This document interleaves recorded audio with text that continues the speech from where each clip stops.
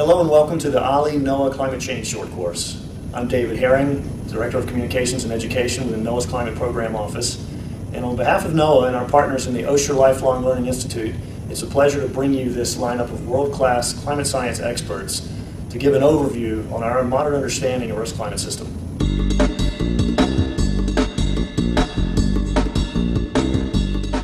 In today's session, we're going to hear from Dr. Michael McCracken, who is a senior climate scientist for the climate change programs at the Climate Institute based in Washington, D.C. Dr. McCracken is going to give a presentation focused on geoengineering and the ethics and legal issues surrounding geoengineering as a possible solution to climate change. This session is going to feature an exploration of the pros and cons of geoengineering. This term, geoengineering, refers to deliberate manipulations of Earth's environment to either prevent an undesired effect or to bring about a desired outcome in the climate system. Some people have proposed various geoengineering solutions as a way to stave off climate change. But the questions are, at what cost? What might be the side effects? Are we willing to live with those side effects? Could these efforts actually work? So these important questions are going to be explored in detail by Dr. Michael McCracken in this session titled Ethics and Issues Surrounding Geoengineering to Mitigate Climate Change. After sort of starting with a quick review of a lot of what you've covered, I'm going to get into this issue of climate engineering. I have a lot of material here. It'll be available on a PDF afterwards, but I hope by the end you'll have a sense of what the issue is here and the decision that has to be considered by the public, because scientists can come up with options, but it's really the public that decides what gets done. Now this title was sort of proposed, I don't know, several months ago. I want to sort of say I'm going to cover a few more things, so I have a sort of longer title to give you a sense as a table of contents. I want to talk about the incentives. Why in the world would you think about going out and trying to change the climate? I want to talk about some of the options. I'll talk about some of the issues in ethics and some of the things relating to what we're doing. Now, mitigation is one way to get at it, and I'll talk about that, which is reducing emissions. Climate engineering is sort of trying to counterbalance the climate change that has been occurring. And in fact, let me start with some definitions. So you saw I switched from geoengineering to climate engineering. There are actually a number of ways in which we engineer the planet. For example, here we go. We do some things that are trying to benefit society. One of those is we've re-engineered the land surface so we can grow food for the planet. So that's a very positive thing, but it has certainly changed the environment in some ways. We've done things so that we can have water in various places. So we've done some things that affect the water cycle in various places. Now, we've also had some unintentional things that impact the environment. I see some of you taking notes. Let me again say, this will all be in a PDF file. You're going to wear out your hand if you try and take notes. We've done some things with air and water pollution. We're impacting global cycles. There's emerging concern about what we're doing to how much nitrogen we're doing to change the environment, which sort of causes lack of oxygen in various places and phosphorus. And we're also changing the climate. We're not doing this intentionally by using fossil fuels, but it is a way in which we are changing the climate. So what climate engineering is about, which is I think the emerging term people will be using, is to try and go out, instead of inadvertently or unintentionally doing it, trying to intentionally change the climate and counterbalance what we're doing in some way, trying to get it back to the normal that we have and that we're used to and that species evolved at. And if some of you can't see it. So there are two general approaches. One is to go after the cause of the problem, that is try and pull CO2 out of the atmosphere. We're putting it in by burning fossil fuels and coal and gasoline and things. Pull it back out of the atmosphere. That turns out, as you'll see, a little bit hard to do. And then the other is to say, well, if you're trapping heat in the atmosphere due to the CO2 that you have, let's have less heat from the sun coming in, and we'll try and counterbalance what's happening in the energy that's trapped. So those are sort of the two general categories of approaches. So you've had these lectures that have gone on. You've basically seen that we're in quite a dilemma. Fossil fuels provide a tremendous benefit to society. They supply something like 80% of the world's energy. They're relatively inexpensive. They're available night and day. There are a whole bunch of benefits to it, but they create a whole bunch of issues with respect to the environment. Some of the ones are relatively easy to deal with. Air pollution, we've worked hard and made cleaner burning devices and things. Some of them, like climate change and ocean acidification and things like that, are becoming very hard to deal with because of how much CO2 is being added to the environment. So I'm sure you've seen this curve, a sort of the CO2 increase at the Mauna Loa Observatory. You see it going up. The rate of increase is accelerating given where we are, so we're headed to warmer conditions. One thing I want to do here from this curve is just give you a sense of the magnitude of the problem. This is measured at the top of Mauna Loa, which is a mountain in Hawaii. We think it represents the clean air of the northern hemisphere and sort of what's happening. And these up and downs are the seasonal variation. So the level is highest in about March, and then you have growth all through the growing season until September or so, and then you start getting it returning. So the difference between these represents the net greening of the entire northern hemisphere over the annual cycle, and then sort of its release. And the northern hemisphere is sort of separated meteorologically from the southern hemisphere. So if you multiply this mixing ratio, this amount of CO2, by the volume of the northern hemisphere, you find out the mass of carbon that we're putting into the atmosphere and everything, or that the biosphere is putting in and out of the atmosphere, and you can compare that to fossil fuel emissions. So if you multiply that volume, it turns out this is about 7 or 8 billion tons of carbon each year that the biosphere net greens when your gardens green up and the trees get leaves and everything, and then you lose it. Well, 7 or 8 billion tons is right about how much fossil fuels are being consumed each year and added to the atmosphere. So that's a big number. Okay. Now, why doesn't the amount go up each year by the amount we put in the atmosphere? Well, half of it mixes to the southern hemisphere, and about half is taken up by the existing trees and plants take up some, and some gets mixed into the ocean. So the annual increase is about a quarter of what we're putting out. So, and that turns out to go over time. So if you multiply these numbers by 4 and call it billions of tons of carbon, you come out to almost what the emissions are doing. So here we go, and we're headed up, and we sort of pretty well understand that part of the cycle. This change in the atmospheric concentration of CO2 causes warming influences. So this is just sort of a record from the past, the pre-industrial period to the present, of the warming influence of CO2. There are some other gases, and I'm going to talk about some of these later, methane and nitrous oxide and the halocarbons, and some things that create ozone in the troposphere. So, pollutants, these aren't talked about much, but it turns out they're becoming recognized as important. And then there are some cooling influences. Because we put SO2 out when we burn coal, the SO2 becomes sulfate, they become small particles in the atmosphere. When they're taken into clouds, you get more small drops. It makes the clouds brighter, and that tends to reflect more radiation. So that's sort of an important thing to know, because there's some people who want to propose to amplify this cooling effect as a way of trying to offset the warming influence. So the sort of geoengineering or climate engineering approaches are trying to pull CO2 out of the atmosphere or make more cooling influences over here. Our net effect is sort of warming. Because the net is about the same as CO2, that is the sulfates and all these other things cancel, most of the world negotiators focus on CO2. And they just sort of think that's the only thing we have to deal with. And that's becoming recognized as a mistake. There's more we can do because of that. So carbon dioxide is the main greenhouse gas. Let's see, let's go. Talk about sulfate and the net. Okay, this is a record of what's happening because of that. The temperature's going up. These are decadal averages. This is sort of NOAA's way of doing it. The blue dots are annual values. The red is the decadal average. It's sort of been going along, bouncing around down here, and then it went up through this period in the middle of the 20th century. It went up. Some people say it was really warm during the 1940s. It's really strange in a scientific sense that all these warm years occurred during World War II. Somehow the world knew to be warmer during World War II. It makes the scientists say there must be something wrong with the measurements. And so there are concerns about whether this is really this high or whether people are identifying some biases that occurred, perhaps because the U.S. Navy ships and how they took measurements compared to earlier. So this may actually sort of ease off, but it goes up. People have been looking at what it's due to. The black line is observation, so it's going along and then it goes up. The blue is if you just take solar and volcanic effects, then you fit pretty well until you get to a post-war period when the CO2 concentration started going up. If you consider all the factors, the human factors and the natural factors, you actually get pretty good agreement with observations, except maybe during World War II, which may be those measurements. That was sort of identified in 1995. In the more recent assessments, they've actually done it regionally, and you can see the blue is just the natural influences. The red is what happens, pink is what happens when you include all of the influences. You get pretty good agreement on all of the continents. You do pretty well in the land area. You don't do very well on the ocean, and it's during World War II. So it's kind of interesting what's going on. So we think we have a pretty good handle on what's causing what. That's led the Intergovernmental Panel on Climate Change to say things a few different ways.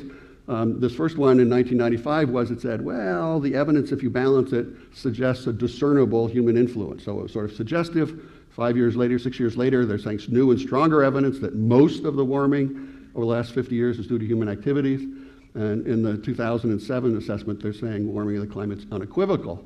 Most of the observed increase is very likely, which means 90% chance or better, due to human influences. This is important. These are scientific statements that have to be broadly agreed to. They represent a full international consensus. The IPCC is often painted as a green organization. When you get 180 or 90 countries to unanimously agree on something, let me tell you, it's not cutting edge. I mean, they've smoothed everything off. So these are actually pretty cautious scientific statements and sort of agreed to by the policymakers. And when our groups say it's this strongly, that's a very strong scientific statement. It's certainly strong when you have every nation in the world agreeing with it, and basically every national academy and others. Okay, so what about the future? Well, here go the emissions up, up, up. We've had a little dip for this period of the sort of recession we've had, but it's projected to go up at a pretty high rate.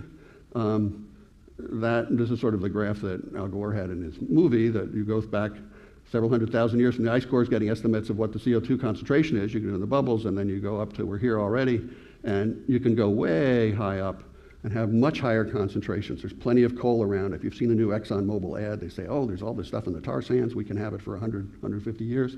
We can go way high up on concentrations if we don't get off the fossil fuel cycle. So IPCC has then done some calculations of what that's going to mean. This is sort of the black is the observed, and then what happens if you continue on with a high emission scenario. It's the red, green is the middle one, and purple is sort of a low one. That's sort of getting over to green energy pretty quickly.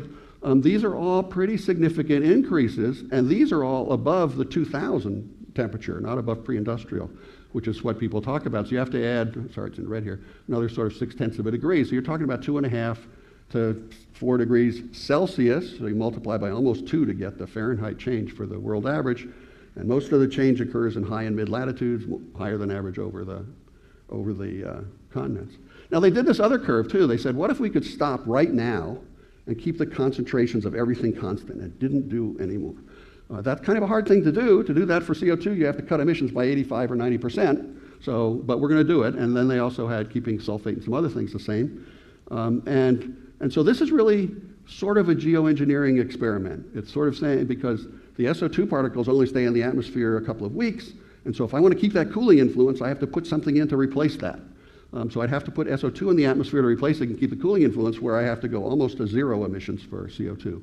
So this is actually a sort of sign of a geoengineering case. It has some continued warming because the ocean is creating a lag, and it takes a little bit more warming to get up to the equilibrium value. So I'm going to use this as a sort of reference graph. This actually goes out 2 centuries instead of 1. The purple here is sort of the observed. This is sort of what's projected if you go out and you don't do any controls. It goes way to the high level. And so what do we have to do in order to try and keep us under control?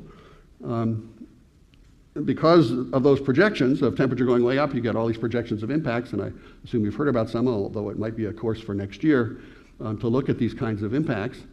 Because fossil fuels are such a benefit, you look for the ones that would have big impacts. I mean, you're not going to stop using fossil fuels because of some little impact. So if there's a big one that affects health, more severe weather, infectious diseases, other kinds of things, agriculture gets a little bit of benefit because CO2 in some places can help things grow better and use water better, but there's also some problems with pests and weeds and temperature change and soil moisture. Forest change, they're sort of very used to particular kinds of climate in particular regions. You sort of see that when you go up a mountain.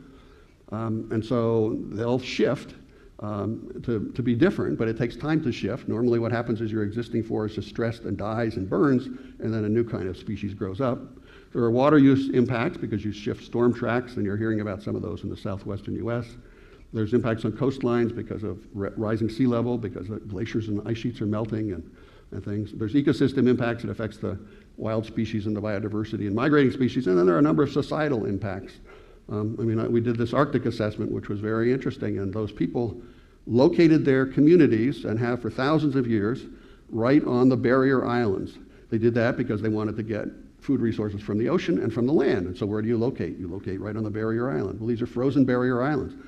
Okay, so they're pretty fragile things. When the sea ice melts back and retreats. The winter storms come up, turn up the waves, it comes in and it sort of destroys those barrier islands. The Government Accountability Office did a study a few years ago about what's going to happen with some of these villages.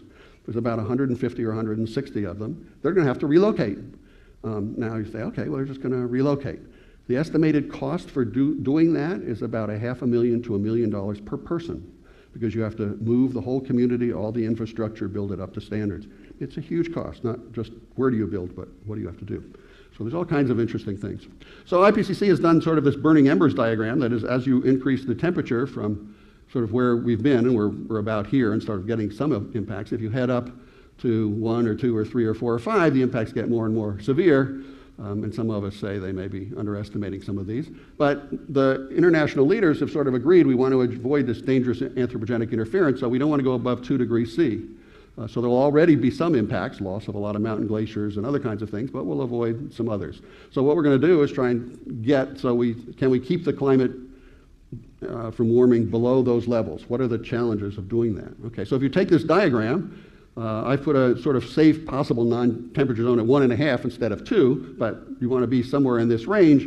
I have to get this down to here. Okay, so what is my potential for doing that? And that's going to be the question. But in starting, I want to sort of quote the daughter of a friend of mine. She went home one day very discouraged, having looked at this previous graph. Not that one, the one before, I guess, at this, and talking about it, and oh my heavens, becoming very pessimistic about doing that. And what her daughter said to her is, geez, you can't take away my hope. There must be a solution to this. Can't we do something about it? And that's what we're going to try and see. What can be done? Is there a path through this if we work at it? The answer, I think, is yes, but that's really the question to work at. So where might we try and interfere and get into the system and make some difference? So this is sort of the interconnection of a lot of different things. I mean, people want to have improved well-being, so they want more goods and services. That takes more energy and products, leads to more emissions, leads to higher concentrations in the atmosphere, leads to climate impacts, leads to them affecting ecosystems, and then they want better well-being. And so you're sort of going round and round. And the question is, where can you interfere with this? Where can you do things? Well, on the one hand, you can sort of ask for less kind of thing. So conservation is sort of getting by with less. Well, that's one step. Another is efficiency, trying to do and produce your products with much greater efficiency. The next is to try and say, well, with what I do, I'm not going to produce those emissions that change the atmosphere. I'm not going to do that. And so a lot of what is called mitigation fits here. This is the emission and capturing emissions that are coming out of power plants and things. So now I have the emissions in the atmosphere. Then comes sort of the first of the climate engineering approaches. Namely, I'm going to try and say, well, okay, if I put it in, I can pull it out. So can I pull it out of the atmosphere? And I'll be talking a bit about that. But now if you let the higher concentrations go in the atmosphere and they're going to cause climate change, can I upset that? And that's where solar radiation management comes. I would try and allow less heat to go here, to go through and affect the impacts. Now I can try and adapt to have less, have the climate change have less effects on me. I can build higher levees along the seashore and other things.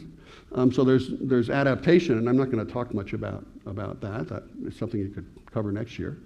And then there's suffering. I mean, what you can't do on here is going to end up with suffering. And suffering isn't just people suffering. You're going to have to relocate. There are going to be people along coastal environments that have to relocate, or that aren't going to have the resources, not be able to do what they do now. And if you look at what happened in the past when climates have changed, areas have been abandoned. That's what happened with a number of indigenous tribes and others. They just left the region and went somewhere else. That's harder to do today with so many people. So we'll be sort of looking at this path and what we can do about these things. So the first one I'm going to talk about is a little bit about reducing demands and emissions, because you sort of have to have a sense of that. There are a couple of things we can do in here. I won't talk specifically in details, but I just want to give you a conceptual sense of that, because if we don't do this, we can't do anything else. This has to be the first thing it's just an absolute must to do that. So their conservation is sort of reducing the demand for energy and for products. Efficiency is doing it better. Mitigation is switching to lower, no carbon sources of energy, renewables, and other kinds of technology improvements. Now, the first thing, an aspect of that is, and it's talked about most in the negotiation, is reducing the CO2 emissions. CO2 emissions are important to reduce because a fraction of them will stay for thousands and thousands of years. I mean, these were fuels were developed over very long times when they were buried in the, plants were buried and then became fossil fuels. And so this takes a long, it's important to get after CO2. But there are a number of other, well, I guess, and you'll see that in these plots of what people do. And these are frequent plots that appear sort of in the literature about with CO2, which is, this is CO2 concentration going up. And what is pretty evident from doing some of these things is it takes decades to get that started. And you can see there's a long lifetime. Even if you have 100% reduction in emissions, there's a lot remaining over a long time. And so the warming that occurs, even if you start today and start doing things, you don't get much effect on the warming for quite a long period of time, for several decades. And that's because of the inertia in the system and the long lifetime of CO2. And that's led people to, that's led, as it sort of comments here, to people to say delay. Why should Congress act now if there's not going to be any effect on the climate until 2050? Okay, so I don't have to act now. I'm just going to let it keep getting worse and worse. And so it's a reason for delay. And so in that sense, the ethical issue is you're sort of passing this on to future generations, your grandchildren and stuff. And if you listen to Jim Hansen talking about it, he talks about, in his written books, about what's the impacts on his granddaughter and future generations. And that's a very important issue. But it turns out there are some other kinds of species besides CO2. There are short-lived species, things that create warming that only last in the atmosphere for a very short time. The most obvious of them is black carbon. When you put out black carbon as soot, that absorbs solar radiation, and so it makes the atmosphere warmer. If you do it, especially if you do it over bright surfaces, and there's, Secretary Clinton is in Greenland right now, and one of the initiatives they're talking about is reducing the amount of soot that goes in the Arctic, because you get soot going over white snow. Normally the solar radiation would be reflected out to space. With black carbon, it's absorbed, and that heat is there, and then the soot deposits on the snow, makes the snow darker, and you reflect less. So it's really important to get after these short-lived species.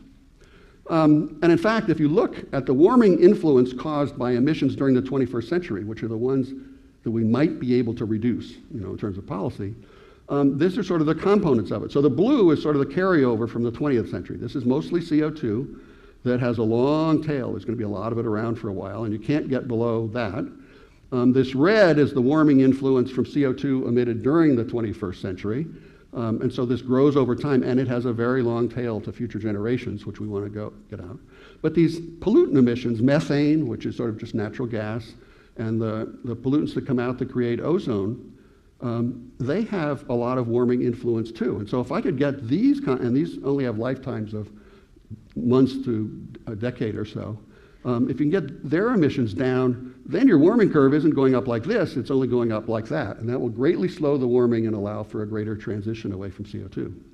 And it's even more important if you think about the contribution of black carbon, which is pretty uncertain. So if we can get the black carbon out from use of kerosene, from use of small cooking stoves, you may have heard there's a small cook stove initiative the United Nations is pushing to help people around the world and stuff. So if you can get the black and the orange and the green out of here, you've done a lot to help get things started. So that's been what's been a very new focus. There was in the past month or so a report that just came out trying to really first put this on the international stage from the United Nations Environment Program and World Meteorological Organization. It's nice they did it. This is something I've been sort of pushing on for some of them for a couple of years. But this is a graph. It's a little bit complicated, but let me just show you sort of what it means. It goes from 1900 to sort of 2100 or almost 2100. This is the observed warming, and so then they're looking into the future. If you just let it go, that sort of no controls, then that goes up here. That's this reference curve, and it takes us up to about 3 degrees warming by the end of the century. If you just go after CO2, which is sort of what the international negotiators are talking about, you only start to tip this curve after quite a while. So you don't get any early impact, and so that's a reason to sort of say, well, I'm just going to delay. If, however, you can go after the CO2 and methane emissions starting quickly, and they have a number of approaches to doing that, you can start limiting that warming immediately and reduce this curve, bend it over, and try and stay out of this dangerous level, which is somewhere in here. So you can make the curve go over there. So it's important to do. If you only do this, of course, this will keep going up. It'll just create an offset. So you have to do CO2 as well to really bend it over. So we really have to do all of those kinds of things. the sort of comments about what you have to do to get after the long-term species. I mean, for the CO2, we've got to get fossil fuel emissions of CO2 down by 80 or 90% to stop changing atmospheric composition. Developed nations need to demonstrate that that can be done, that a modern economy can prosper on low CO2 emissions, and we haven't done that. And so it's a little hard to preach to the developing countries when we haven't shown that. They have to work on, or we all have to work on reducing deforestation, and we may have to try and figure out how to scrub CO2 out of the atmosphere because also of ocean acidification.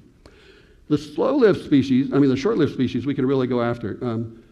Nobody wants methane to go out. I mean, you'd like to capture it. You don't want natural gas leaking. People want to collect it. And so a place you might collect it from, for example, the Chinese are ordering machines from Deere to suck the methane out of coal mines, because if you leave the methane in the coal mine, it explodes. Then they have miners killed, and then they get social disruption. They don't want it. There are a lot of reasons to go after these other pollutants.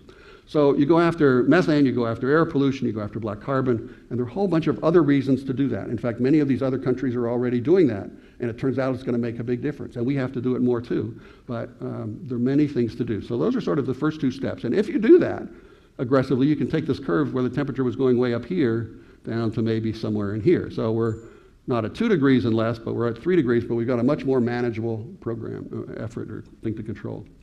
So if we stabilize this at sort of this 550 parts per million, and remember we're at 390 now for CO2, we might get to there. Okay, so, but that's not getting us down to this safe region.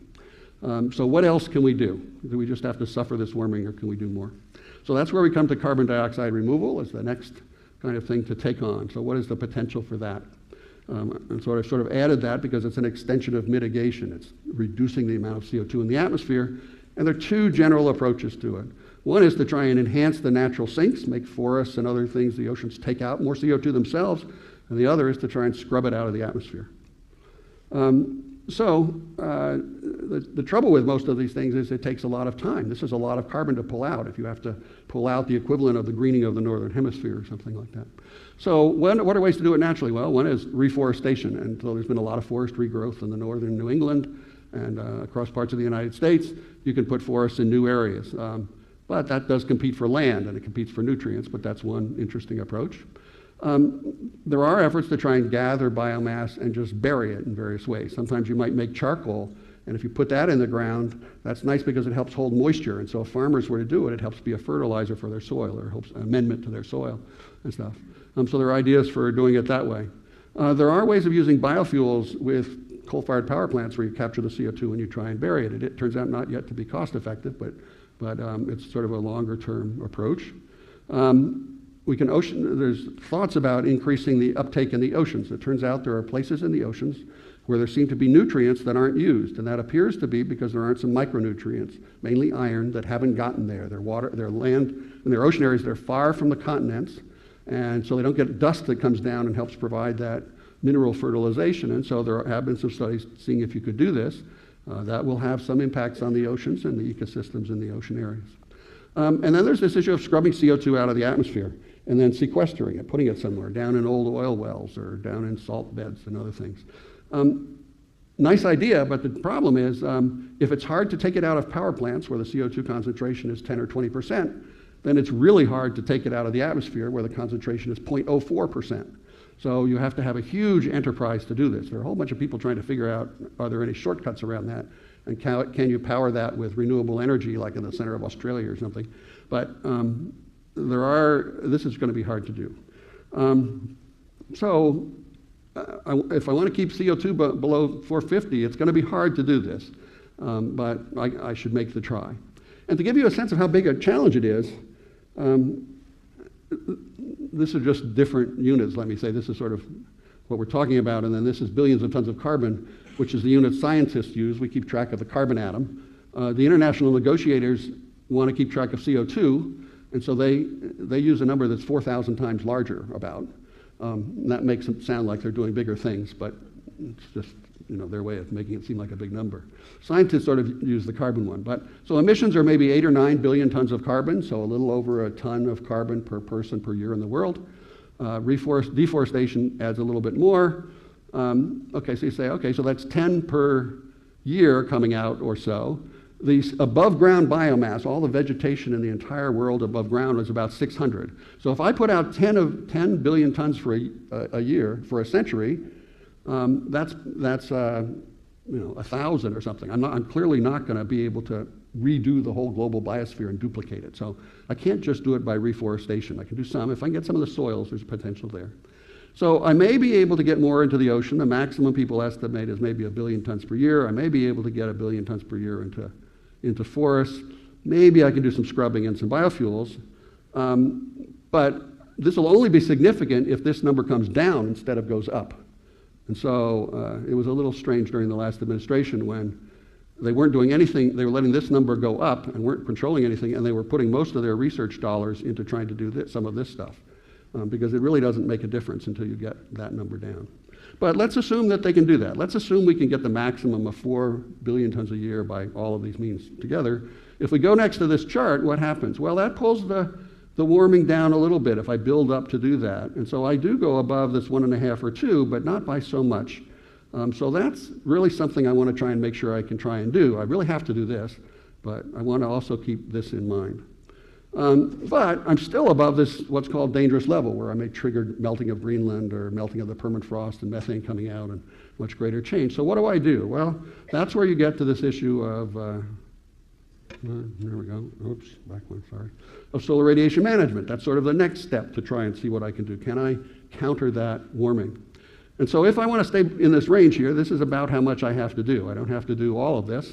Although there's an awful lot of discussion out there about assuming, oh, we're going to look at doing all of this or something, but I'll just keep burning CO2 and then I'll do all of this. The trouble with that is then I stretch it out for many centuries and the obligation for doing this. So can I do solar radiation management?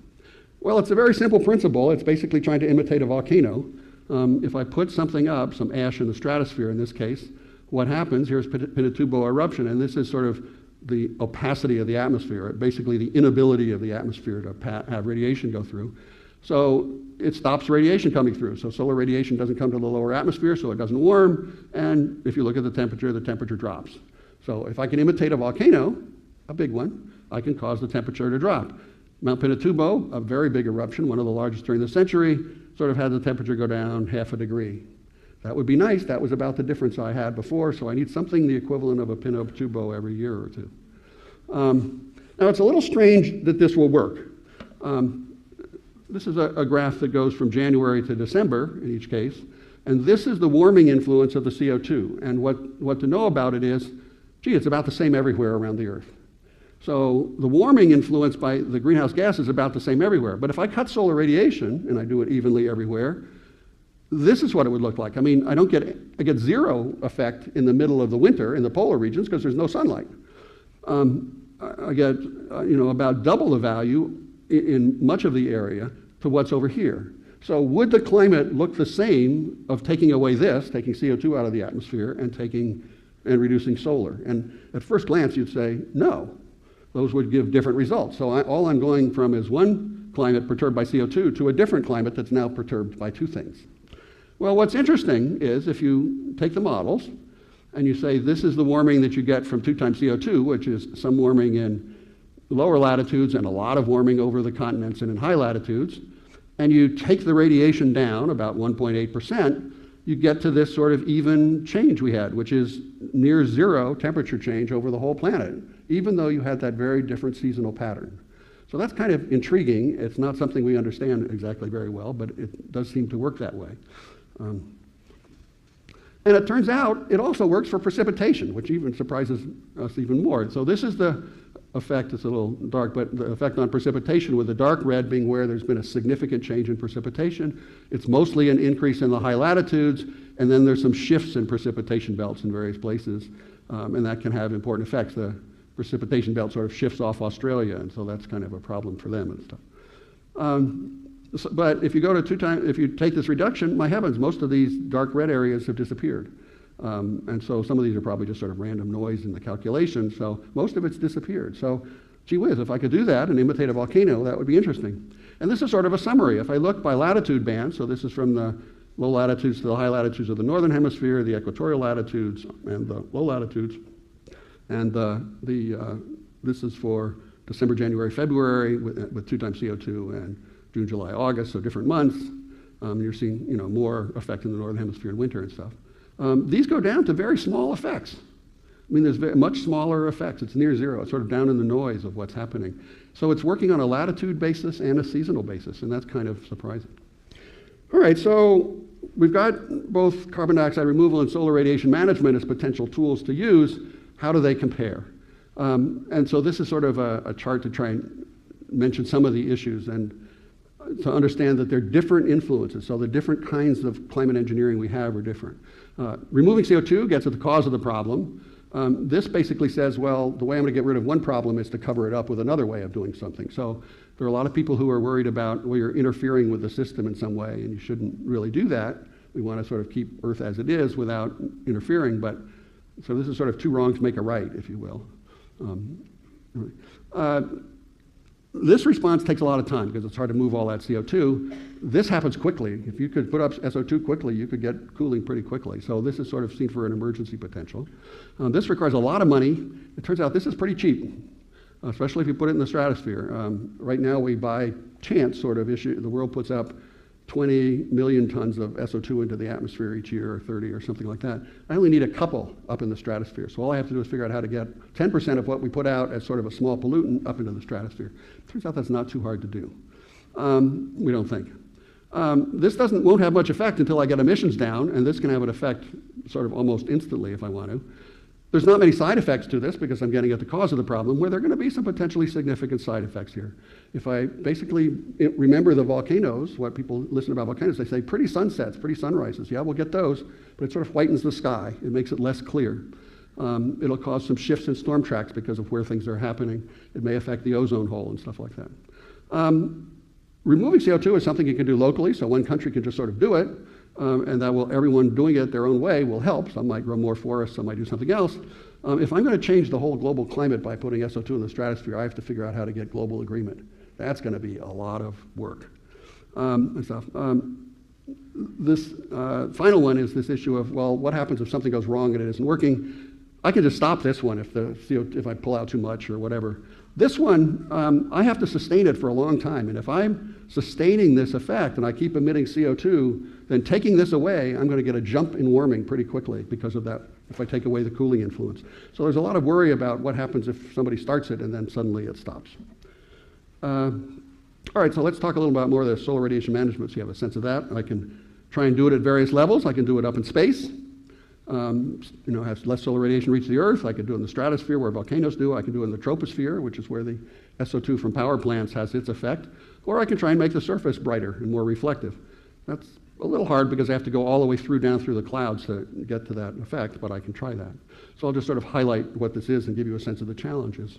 All right, if I want to stop it one way, and it would probably have at least the influence, is it turns out there's a point called the first Lagrange point, which is a point where the gravity is the same, pole is the same with the sun and the Earth, and I put a satellite up there, and it'll go orbiting around just there, and it'd be like a sort of solar deflector, and the sun would just be 99% as bright as it is, and everything. The only trouble is this thing has to be about 1,000 miles in diameter, and it'd be a screen, and you'd have to build a production plant on the moon is probably the easiest way to do it, or something. So it's a little bit expensive and far-fetched, but it wouldn't have many side effects. So, theoretically, there are people who have a few other ideas. The National Academy looked at something in 1992, which is let's have near-Earth orbits. I mean, you've seen the satellites. They're reflecting some radiation from the Earth. It turns out I need 55,000 of them or something. And each of them would have to be sort of 6 miles by 6 miles as a layer. I mean, it's huge. It would be crazy. I mean, how do I keep them from crashing? How do I keep them up there? And the sun would flicker. You'd have all these eclipses. So that isn't sort of proposed. Whoops. So the next one is to say, okay, let's try and really imitate a volcano. We have some experience knowing what they are. Can I get it up there? There are a range of ideas about how to do it, none of which have been really tested. But there's no research program on it. But it turns out the amount of material isn't much. If you could hold a couple of fire hoses up with helium balloons up at high levels and pump SO2 through it, you could get enough stuff up there. I mean, it's not all that much material. But of course, as storms come along and blow things around, might be a little hard.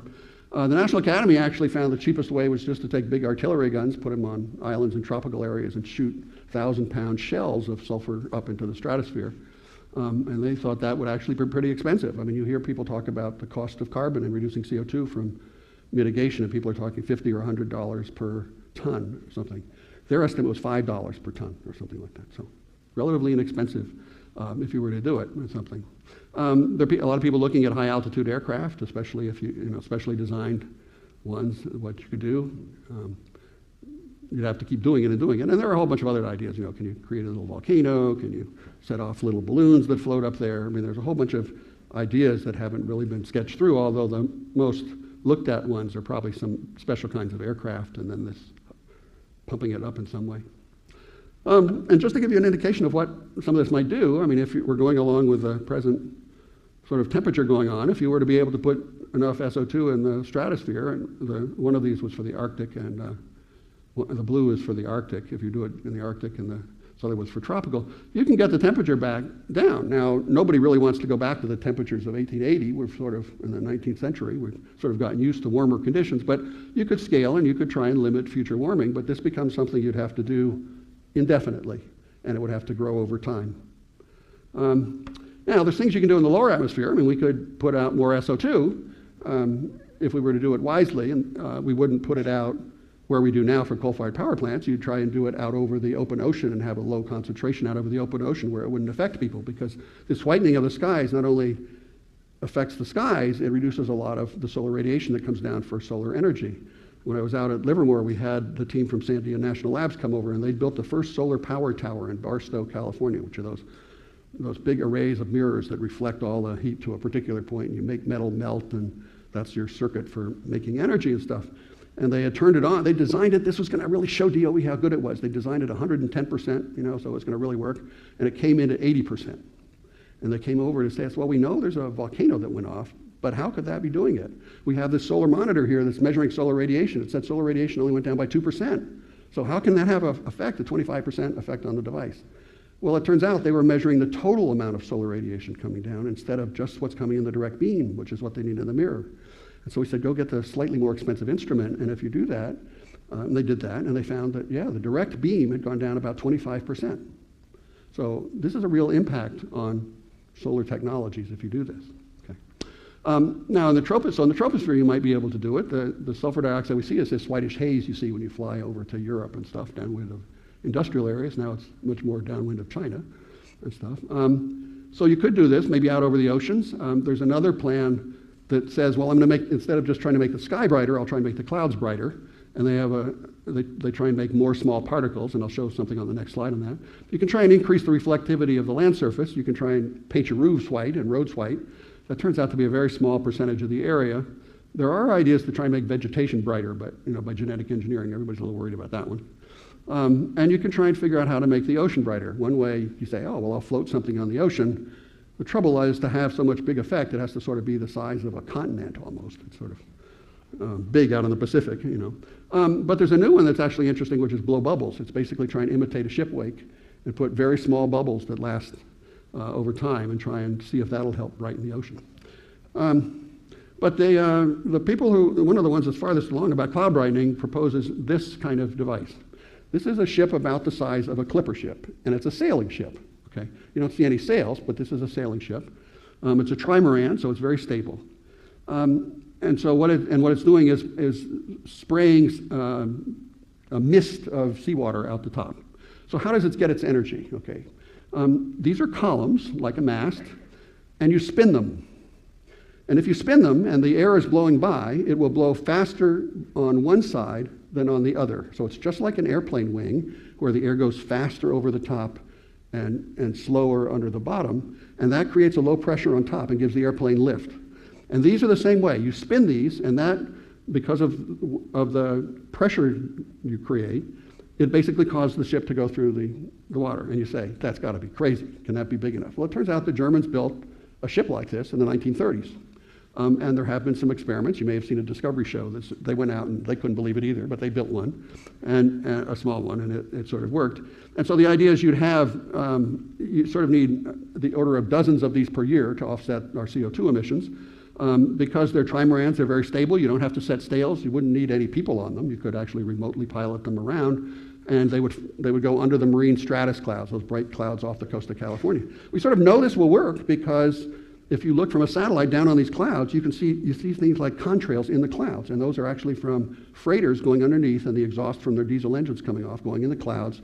And with more particles for the water to condense on, you get more small particles, and that makes the clouds brighter. And it isn't by all that much, but if you do it in enough areas, you can make it happen. So it's kind of an interesting, far-out kind of thing, and of course, it'd be easy to stop. And the amazing thing is, we've done some calculations trying to figure out these things. If you wanted to offset the CO2 concentration, you have to have a lot of these ships and stuff, 1,000 or something like that. But the amount of water that you're blowing up is only about the same amount of water as comes up in the Bellagio fountains in Las Vegas. Okay? It's just it has to come up as a really fine mist. Okay? And we were all wondering, so what's the environmental impact statement going to be of blowing seawater up in the air? Okay?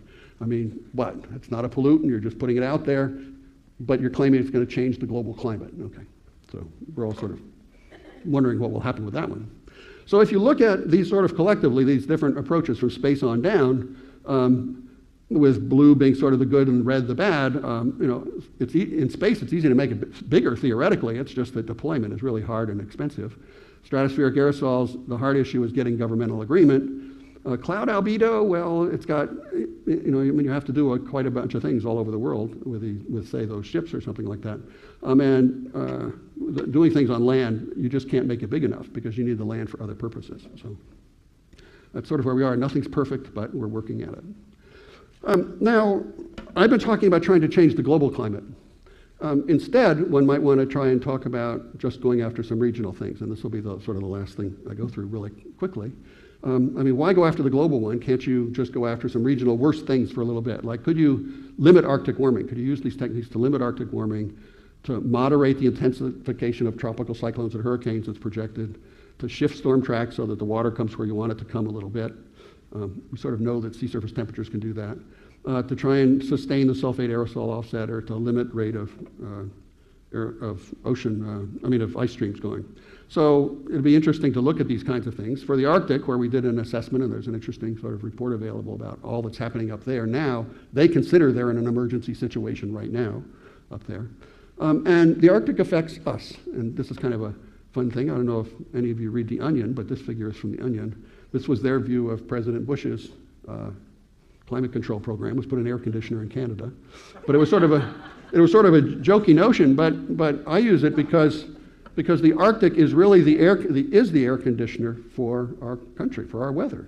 The weather we have is, we have a very unusual continent. We're the only one that doesn't have an east-west mountain range separating the Arctic from the low latitudes. And so cold air comes out of the Arctic and warm air comes up from here, and they collide, and we get these big convective storms, tornadoes, and all the rain and everything else. As you have less cold air coming out of the Arctic and you have more moist air, it's going to change location and shift, and it's going to cause storms. And so, you hear about all the problems in the northern Great Plains. If you have 2 inches of rain in Alabama and Mississippi, big deal. The geography's sort of used to it. If you have 2 inches of precipitation up here, either as snow accumulated and everything, they're not used to it, and they don't have the river channels for it or anything else, and you get more flooding. So the Arctic is really important. So you might try and do something to save the Arctic. Stu Ostro is interesting if you want to look at changes in weather and things about this. You've all probably been here in Washington longer than I am. What I remember about Washington from the mid sort of 20th century is the weather is, in the summer is you get these nice moist hot days, and then a thunderstorm comes by and it clears it all up, and for a day you have cool things, and then the moist air comes back, and then a few days later you have a thunderstorm, and it sort of cycles that way. Well, we haven't had any lack of warm, moist air. A few years ago we had, I think, a couple of months where we didn't have a thunderstorm, I think all through July and August. The lack was not having a trigger. It was not having the cool fronts coming out of Canada down and triggering those thunderstorms. Atlanta doesn't have a shortage when they were having the drought. They didn't have a shortage of moist air. Okay, so they had a shortage of the triggering mechanism in the cold fronts. And so you get these droughts and everything, and this cold air is less. The other thing I sort of was asking Bob Ryan about the other night was, it's taking longer for the fronts to get here. The weathermen keep saying, it's coming, and it doesn't come. Well, that's in part because for the front to get here, this cold air has to build up on the northwest side of the Appalachians and then flow over it and come under our air and trigger the storms.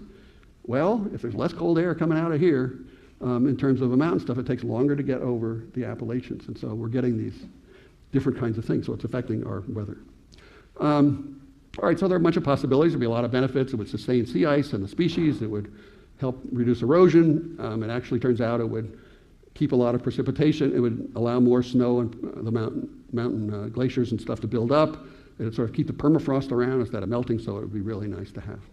We've done some calculations where you just sort of take away solar radiation up there, and then you run that kind of case, and it turns out, indeed, here's the 2 times CO2 case, if you can cool the Arctic back to about the normal kind of conditions.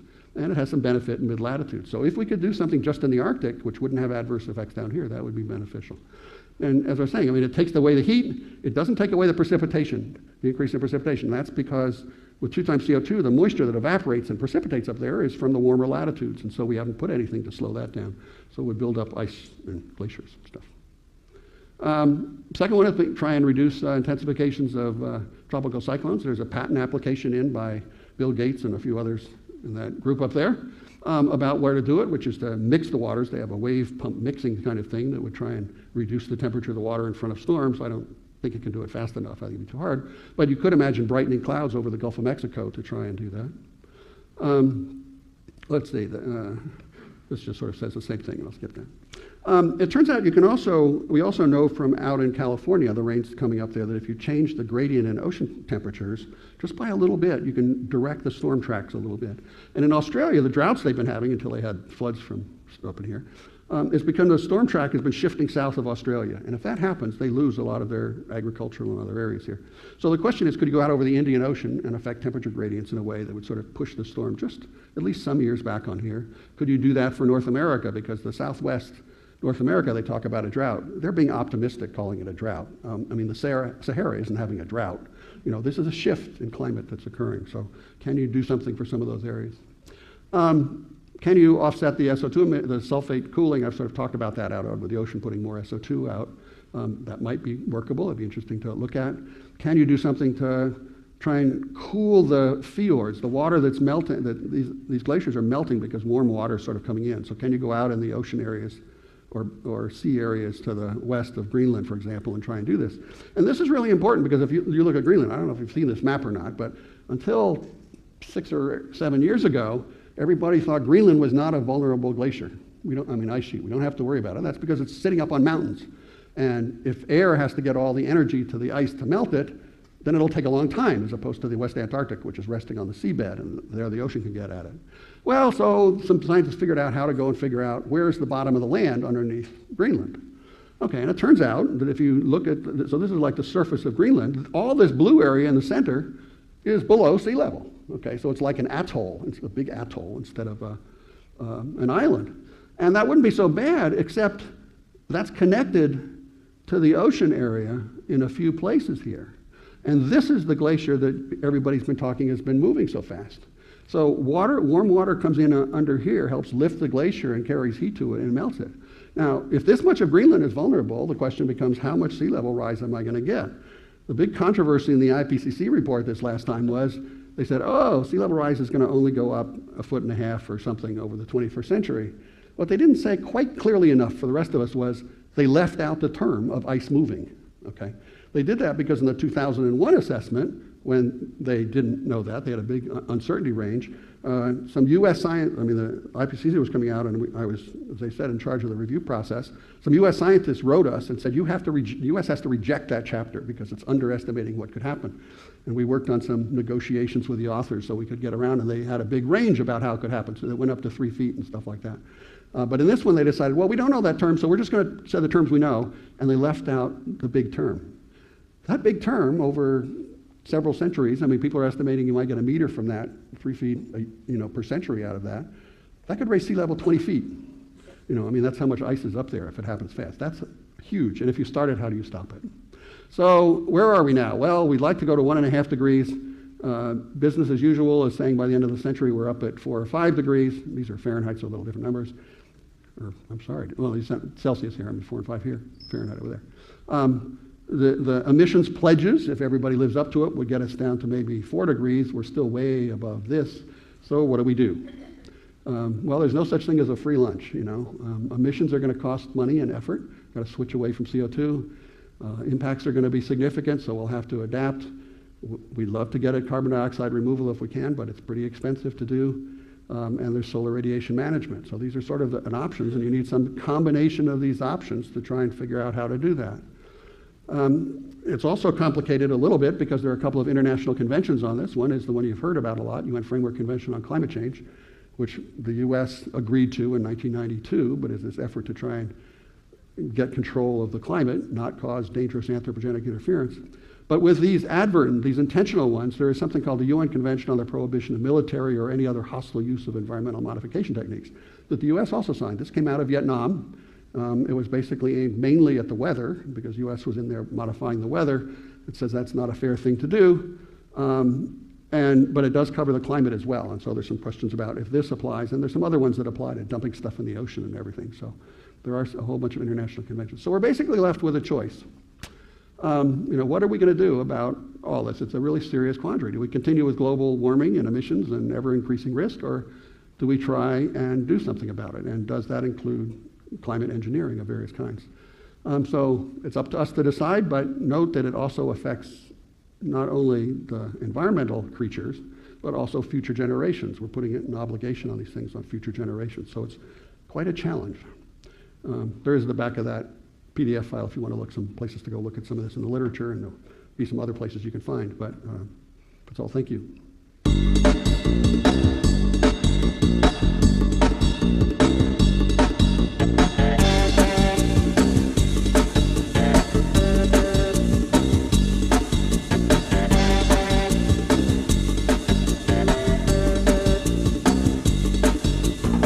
Well, yes. First, there are efforts to try and capture the CO2 out of power plants. So if I can chemically capture it there and then dispose of it somewhere, it might be underground somewhere, it might be under the ocean somewhere. And there are a number of others who are instead taking that CO2, putting it through a greenhouse, growing a lot of algae and making biofuels, which means you're sort of getting 2 times the energy out of that carbon atom that you release, and so that makes it more efficient. And the CO2, as I sort of indicated in the power plant stream, is maybe 10 or 20% of the air, so there's plenty available, and it sort of works productively pretty well. The other question is, can you take it out of the atmosphere? Can you just scrub it out of the atmosphere? And there are, there's even been some prizes set for people to try and figure out how to do that. So there are a couple of groups trying to figure out how to do that. But the CO2 is very dilute at that point, and so it's really hard to do. You can let plants do it and then burn it as biofuels in a power plant and capture that CO2 and bury it, but you have to then have this technology to do it in a power plant. There are people who want to try and scrub it. They have a sort of a catalyst that goes in where the CO2 adheres as the air blows by, and then they take it to somewhere and you heat the catalyst a little bit or something and give off the CO2, and then you try and bury it. But nobody's figured out how to make that cost effective unless you get up at several $100s per ton of CO2. So that just says get a tax. And at that point, you should be doing all these other things, efficiency and everything else.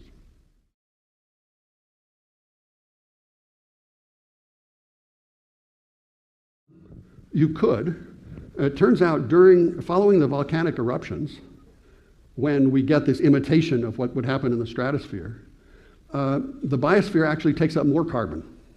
And it does that because we think the light gets scattered, and so the light comes in from more different angles in a forest canopy and gets to lower in the canopy, and you get some different plants growing and more growth lower down.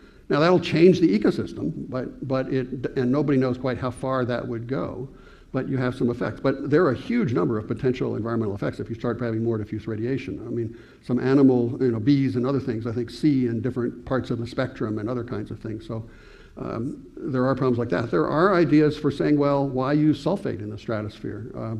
Why not figure out some small particles that instead of scattering forward 10 times as much radiation as they reflect, just reflect radiation, okay? In fact, Edward Teller had a very interesting idea for how to do that. I mean, if you have a corner and you have a handball or something and you throw it into a corner like that, it will come out in exactly the same direction it went in as it bounces off the walls. So if you could make little particles that are all made of corner reflectors pasted together, then the sunlight that comes in on them would reflect right back out, and you could make them of a size so you don't have too much scattering. Now, that's not easy, and you have to figure out how to keep them up there and a whole bunch of issues, but there was even a patent issued in the mid-1980s by a person from an aerospace company who had a particular metallic compound that he thought would reflect more efficient as a reflector. So type of particle is something to look at. sulfur is cheap, and so these particles might be expensive, and so that becomes an issue. I once actually did a poem about it with Scientific Answer, which in the end talked about some balloons. I mean, President Bush Sr. had his, what was it, 1,000 points of light or something. I had my trillion points of light, which were balloons that would reflect. And everybody said, yeah, but then the balloon will pop and it'll come down and rain on you or something like that. I mean, so there are a bunch of ideas. They haven't been looked at in any systematic way. I mean, the countries just haven't thought that it's worth doing yet. So.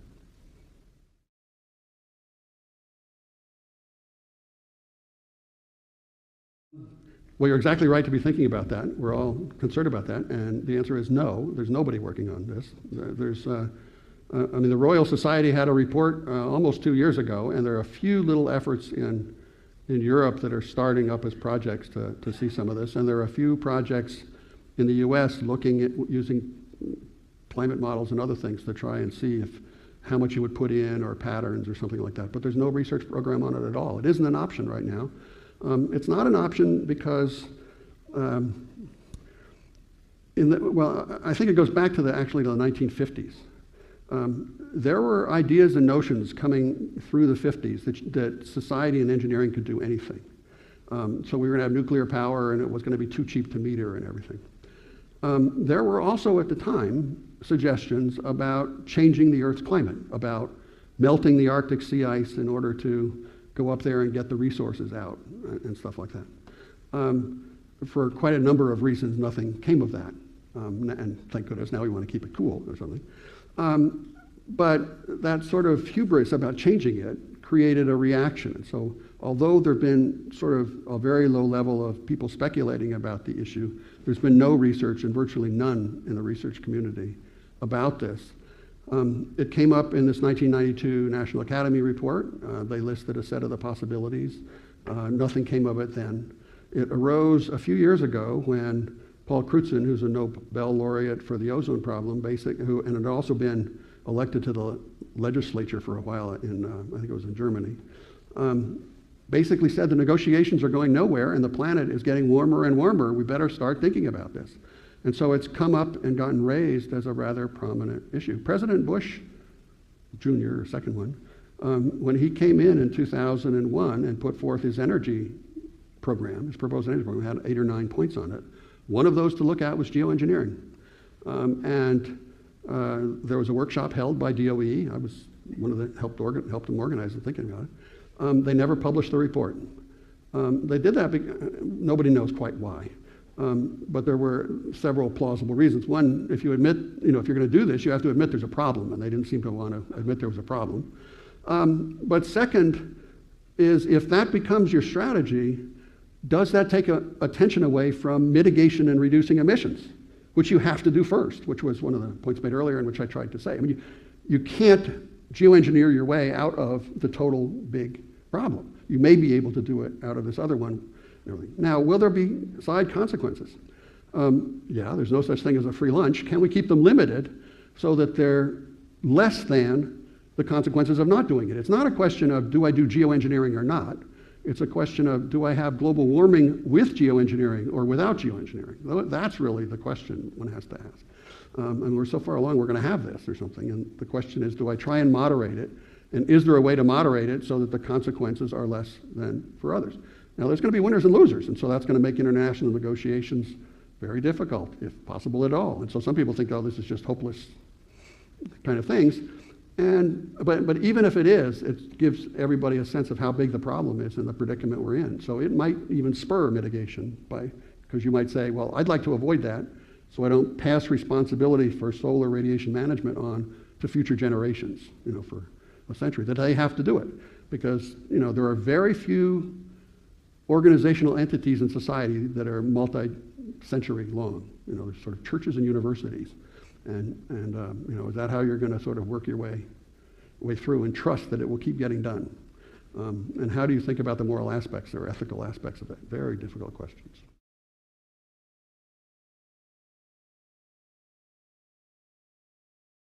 Yeah, that's been one of the things that's been covered a lot in the literature as a possible problem. I'm sort of, I don't think that's quite the major issue. I don't think you could do it undetected, although There are people who have actually tried to write novels about doing something like that undetected. Manufacturing these little reflective particles and putting it up there. I think we know what would happen. It's also such a diffuse kind of benefit to people, it's hard to see how you would do some of these things, in a global sense, how you would do something. First of all, testing isn't going to do much. I mean, most of the testing that you're going to do is going to be pretty limited. I know there's some people say the only way to test it is to really do it.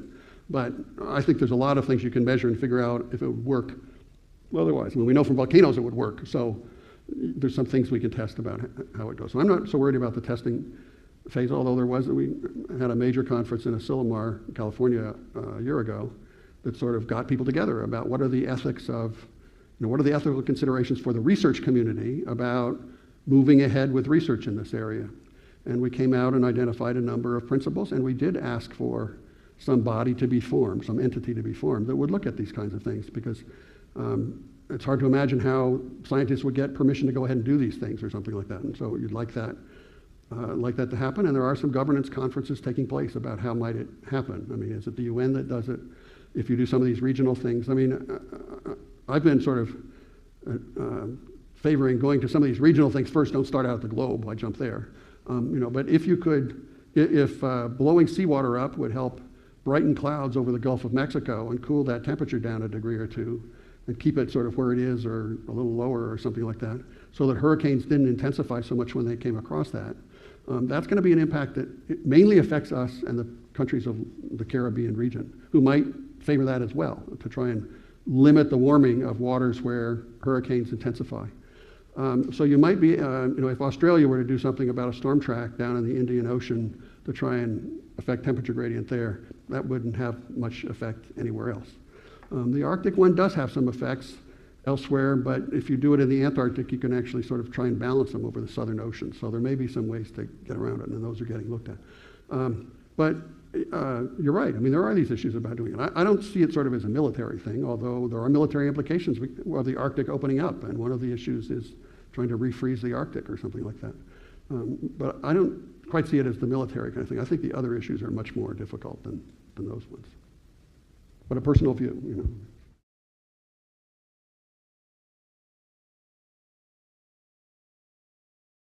Well, on the first one, that's an interesting question. One of the things I, as a scientist, got asked to do was advise the Catholic bishops when they were putting together their statement, almost 10 years ago now, I guess 8 years ago, about that, because they sort of said, aren't we going to get, if we say something about climate change, aren't people going to come about population and birth control and other things?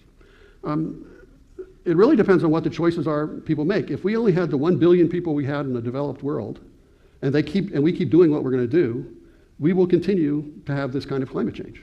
So we alone, with nobody else in the world, could do it. One of my papers a few years ago focused on this notion of trying to make a deal to break this deadlock between developed and developing countries, to get the developing countries to focus on short-lived initially and us to do the long-lived. And it was to basically say to both sides, look, President Bush at the time, even if there were nobody in the developing world, if the developed world continues on its trajectory, we are going to pass this dangerous level sometime in the mid to late part of this century. We have to change our ways. Developing world, even if the developed nations were not putting out anything, if our emissions instantly went to zero and they continue on their trajectory, we will also pass that threshold. And the differences are only by a decade or two. We both have to act on this, so we really both need to be serious. But it depends a lot on what the choices we are, what choices we make about what kind of energy you choose, where you get your energy from and how much you're willing to pay. And if you can do renewable and other kinds of energies that have much more modest, sort of more local impacts, then you can do better. If you try and have everybody get it from fossil fuels, you'll be in trouble. And that applies to any subset of the world population. Are there thresholds? Yes. We don't know where they are exactly, but it's pretty clear there must be some. One is there's a lot of carbon that would probably come out as methane if you melt the permafrost. Well, we have a freezing point. If you start getting the temperature up, we know we melt the permafrost, the methane comes out. It's starting to bubble out in some places around the world already. Same with the ice sheets. You have ice sheet up on Greenland. If you get it so that there isn't snow up on Greenland, and they've had places where they've had rain in some months up on the top of Greenland, you won't build up the snow and it will start flowing out, and it's got 20 feet of sea level equivalent in it. And from the looks of it, it has the potential through these fjords to flow pretty fast.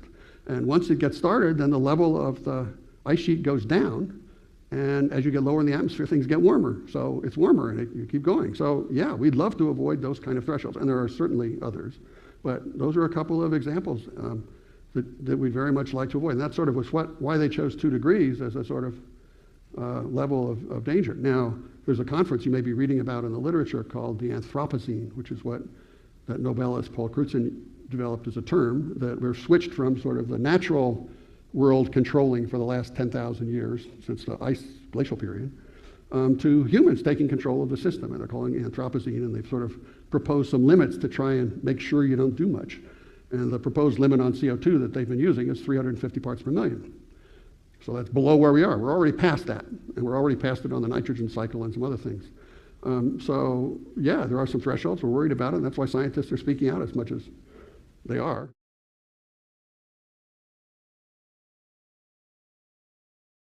There are a whole bunch of notions of things going on that may be changing the climate and everything.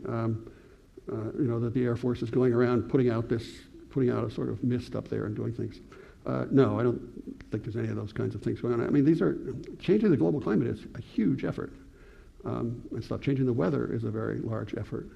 There are, a few little things going on. I mean, apparently the Department of Homeland Security is trying to see if there are ways to try and limit the intensification of hurricanes. At the moment, it's mainly a theoretical effort. It was attempted in the 1960s out over the Atlantic to try and do that.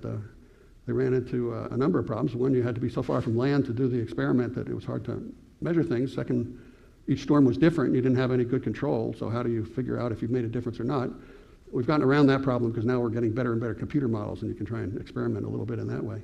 But the main problem is if I change something out there and the storm comes in and hits somebody and does something, you're going to get blamed for it.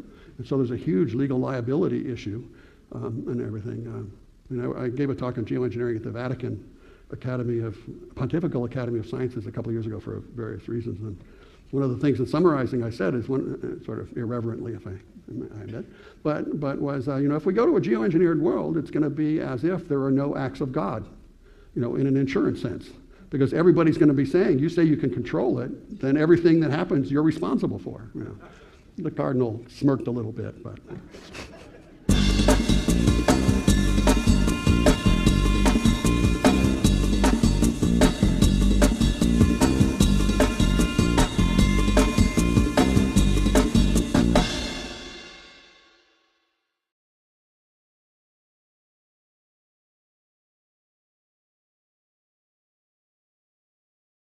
Hello and welcome to the Ali NOAA Climate Change Short Course. I'm David Herring, Director of Communications and Education within NOAA's Climate Program Office. And on behalf of NOAA and our partners in the Osher Lifelong Learning Institute, it's a pleasure to bring you this lineup of world-class climate science experts to give an overview on our modern understanding of Earth's climate system.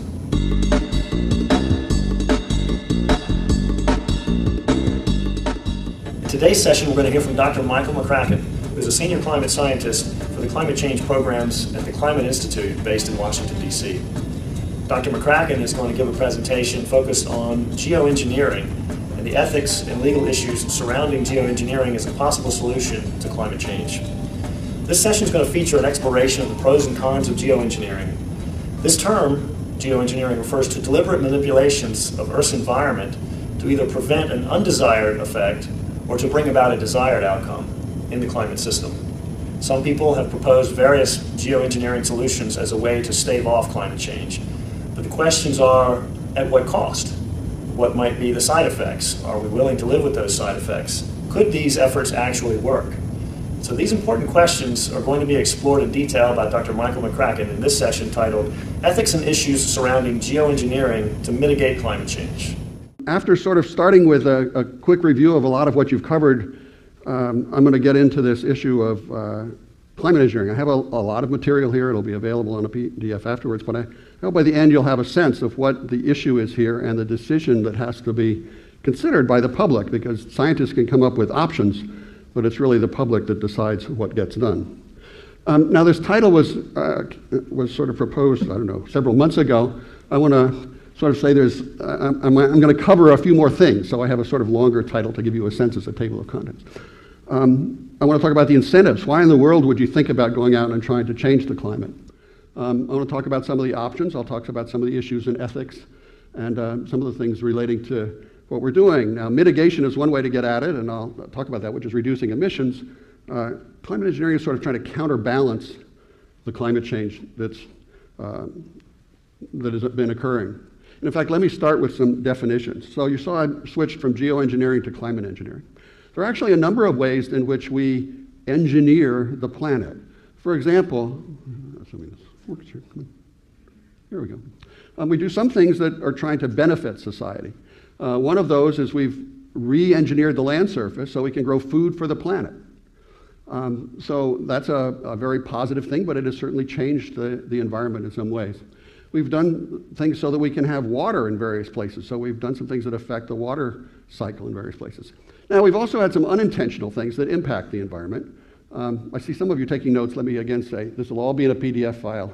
You're going to wear out your hand if you try and take notes. We've done some things with air and water pollution. We're impacting global cycles. There's emerging concern about what we're doing to how much nitrogen we're doing to change the environment, which sort of causes lack of oxygen in various places and phosphorus. And we're also changing the climate. We're not doing this intentionally by using fossil fuels, but it is a way in which we are changing the climate. So what climate engineering is about, which is I think the emerging term people will be using, is to try and go out, instead of inadvertently or unintentionally doing it, trying to intentionally change the climate and counterbalance what we're doing in some way, try and get it back to the normal that we have and that we're used to and that species evolved at. And if some of you can't see it. So there are two general approaches. One is to go after the cause of the problem, that is try and pull CO2 out of the atmosphere. We're putting it in by burning fossil fuels and coal and gasoline and things. Pull it back out of the atmosphere. That turns out, as you'll see, a little bit hard to do. And then the other is to say, well, if you're trapping heat in the atmosphere due to the CO2 that you have, let's have less heat from the sun coming in, and we'll try and counterbalance what's happening in the energy that's trapped. So those are sort of the two general categories of approaches. So you've had these lectures that have gone on. You've basically seen that we're in quite a dilemma. Fossil fuels provide a tremendous benefit to society. They supply something like 80% of the world's energy. They're relatively inexpensive. They're available night and day. There are a whole bunch of benefits to it, but they create a whole bunch of issues with respect to the environment. Some of the ones are relatively easy to deal with. Air pollution, we've worked hard and made cleaner burning devices and things. Some of them, like climate change and ocean acidification and things like that, are becoming very hard to deal with because of how much CO2 is being embedded to the environment. So I'm sure you've seen this curve, a sort of the CO2 increase at the Mauna Loa Observatory. You see it going up. The rate of increase is accelerating given where we are, so we're headed to warmer conditions. One thing I want to do here from this curve is just give you a sense of the magnitude of the problem. This is measured at the top of Mauna Loa, which is a mountain in Hawaii. We think it represents the clean air of the northern hemisphere and sort of what's happening. And these up and downs are the seasonal variation. So the level is highest in about March, and then you have growth all through the growing season until September or so, and then you start getting it returning. So the difference between these represents the net greening of the entire northern hemisphere over the annual cycle, and then sort of its release. And the northern hemisphere is sort of separated meteorologically from the southern hemisphere. So if you multiply this mixing ratio, this amount of CO2, by the volume of the northern hemisphere, you find out the mass of carbon that we're putting into the atmosphere and everything, or that the biosphere is putting in and out of the atmosphere, and you can compare that to fossil fuel emissions. So if you multiply that volume, it turns out this is about 7 or 8 billion tons of carbon each year that the biosphere net greens when your gardens green up and the trees get leaves and everything, and then you lose it. Well, 7 or 8 billion tons is right about how much fossil fuels are being consumed each year and added to the atmosphere. So that's a big number. Okay. Now, why doesn't the amount go up each year by the amount we put in the atmosphere? Well, half of it mixes to the southern hemisphere, and about half is taken up by the existing trees and plants take up some, and some gets mixed into the ocean. So the annual increase is about a quarter of what we're putting out. So, and that turns out to go over time. So if you multiply these numbers by 4 and call it billions of tons of carbon, you come out to almost what the emissions are doing. So here we go, and we're headed up, and we sort of pretty well understand that part of the cycle. This change in the atmospheric concentration of CO2 causes warming influences.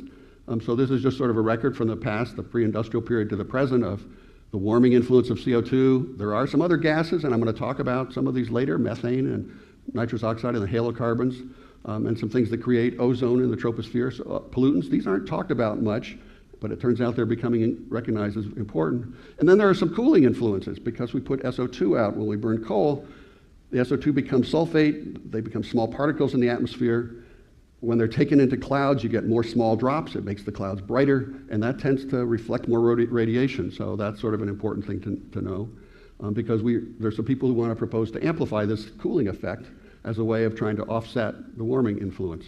So the sort of geoengineering or climate engineering approaches are trying to pull CO2 out of the atmosphere or make more cooling influences over here. Our net effect is sort of warming. Because the net is about the same as CO2, that is, the sulfates and all these other things cancel, most of the world negotiators focus on CO2. And they just sort of think that's the only thing we have to deal with. And that's becoming recognized as a mistake. There's more we can do because of that. So carbon dioxide is the main greenhouse gas. Let's see, let's go. Talk about sulfate and the net. Okay, this is a record of what's happening because of that. The temperature's going up. These are decadal averages. This is sort of NOAA's way of doing it. The blue dots are annual values. The red is the decadal average. It's sort of been going along, bouncing around down here, and then it went up through this period in the middle of the 20th century. It went up. Some people say it was really warm during the 1940s. It's really strange in a scientific sense that all these warm years occurred during World War II. Somehow the world knew to be warmer during World War II. It makes the scientists say there must be something wrong with the measurements.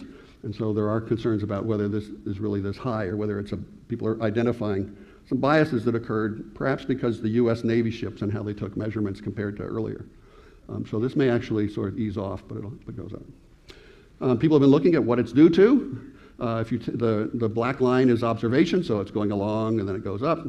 The blue is if you just take solar and volcanic effects, then you fit pretty well until you get to a post-war period when the CO2 concentration started going up. If you consider all the factors, the human factors and the natural factors, you actually get pretty good agreement with observations, except maybe during World War II, which may be those measurements. That was sort of identified in 1995. In the more recent assessments, they've actually done it regionally, and you can see the blue is just the natural influences. The red is what happens, pink is what happens when you include all of the influences. You get pretty good agreement on all of the continents. You do pretty well on the land area. You don't do very well on the ocean, and it's during World War II. So it's kind of interesting what's going on. So we think we have a pretty good handle on what's causing what. That's led the Intergovernmental Panel on Climate Change to say things a few different ways. This first one in 1995 it said, well, the evidence, if you balance it, suggests a discernible human influence. So it was sort of suggestive. 5 years later, 6 years later, they're saying new and stronger evidence that most of the warming over the last 50 years is due to human activities. And in the 2007 assessment, they're saying warming of the climate's unequivocal. Most of the observed increase is very likely, which means 90% chance or better, due to human influences. This is important. These are scientific statements that have to be broadly agreed to. They represent a full international consensus. The IPCC is often painted as a green organization. When you get 180 or 90 countries to unanimously agree on something, let me tell you, it's not cutting edge. They've smoothed everything